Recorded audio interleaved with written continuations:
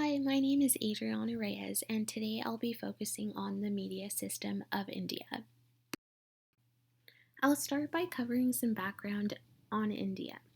India is the most populous democracy and second most populous country in the world, with currently at a total population of 1.3 billion people. India gained its independence from Britain in 1947. They have a federal republic with a parliamentary system of government.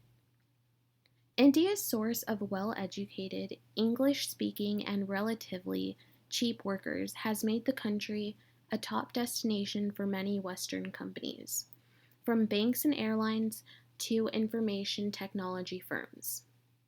Most of the world's major information technology and software companies now have offices in India. This has made India the second largest labor force in the world. Indian media is among the oldest in the world. The first newspaper appeared in 1780 when James Augustus Hickey started his Bengal Gazette, that was an English published newspaper by an employee of East India Company. Despite a flawed democracy and history of strict media control because of being an imperial colony, India still managed to pave ways for press freedom right after independence and has come a long way since then. Today, readership of newspapers in India is 425 million, which is almost one-third of India's 579 million literate population. That indicates a vigorous mediascape. While newspapers are losing their ground in most countries, this is not the case with India. India has the biggest newspaper market in the world with over 100,000 registered publications and a daily circulation of 240 million copies in Hindi and English, which are the top most spoken languages. The second most popular form of media is broadcast TV. Doordarshan was the country's first national public broadcaster that started its first transmission on September 15, 1959. During this time, they were the only national channel that was government owned. Doordarshan Indian programming began in the early 1980s, with the Ramayana and the Mahabharata were the first major television series produced that were mythological Hinduism, which is the most practiced religion in India today.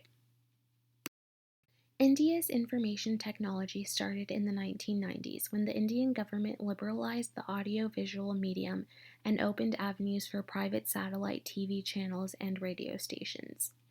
The IT boom led to a rise in consumer incomes and literacy levels. The import of new technologies, growth of advertising, and limited regulatory oversight from the government. The United States accounts for two-thirds of India's IT service exports. The two major services that help regulate Indian media are Press Council of India and the Telecom Regulatory Authority of India. The Presscom Council of India preserves the freedom of the press by maintaining and improving the standards of newspapers and news agencies in India. By helping newspapers maintain their independence, by assisting in building a code of conduct for journalists and news agencies, and by helping maintain high standards of the public taste, and foster responsibility among citizens. But they cannot penalize newspapers, news agencies, editors, and journalists for violation of the guidelines, as they only overview the functioning of press media. Telecom Regulatory Authority of India. Their main purpose is to regulate telecommunication services, solve disputes, dispose appeals, and protect the interest of the service providers as well as the consumers.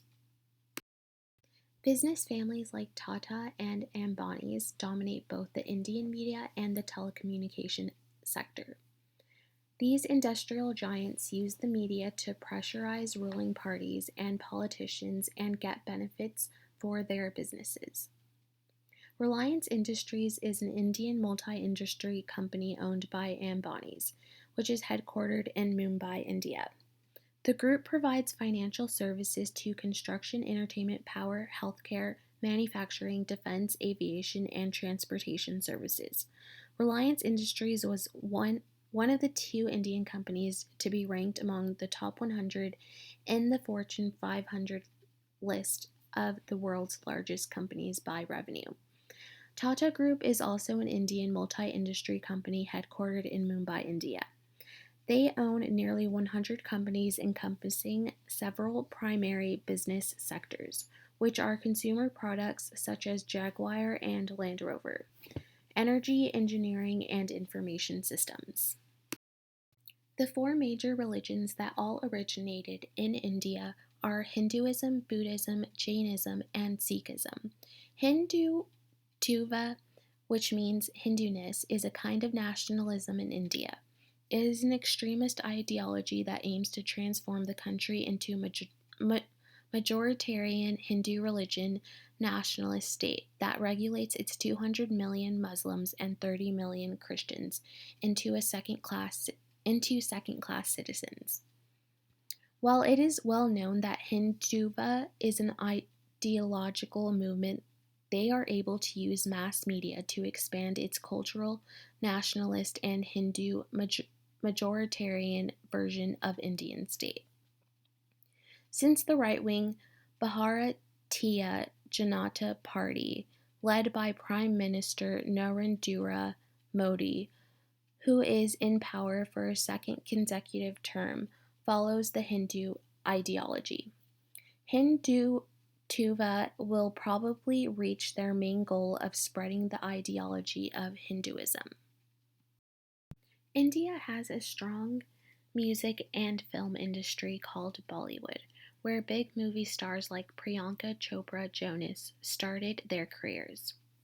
Bollywood is the Indian Hindu language film industry based in Mumbai. It is the world's largest film industry in terms of the number of films produced and people employed, but not of its finances. A typical film is about 2.5 hours long, which takes time to unroll storylines of epic proportions that involve the breakup and makeup of extended families. In 2016, Bollywood contributed 4.5 billion to India's GDP. Bollywood has today become both a symbol of cinema's circulation within cultural globalization. I hope that if you have learned anything, it is that India is a culturally diverse country with many languages and religions, and that India is a rapidly developing country. Thank you.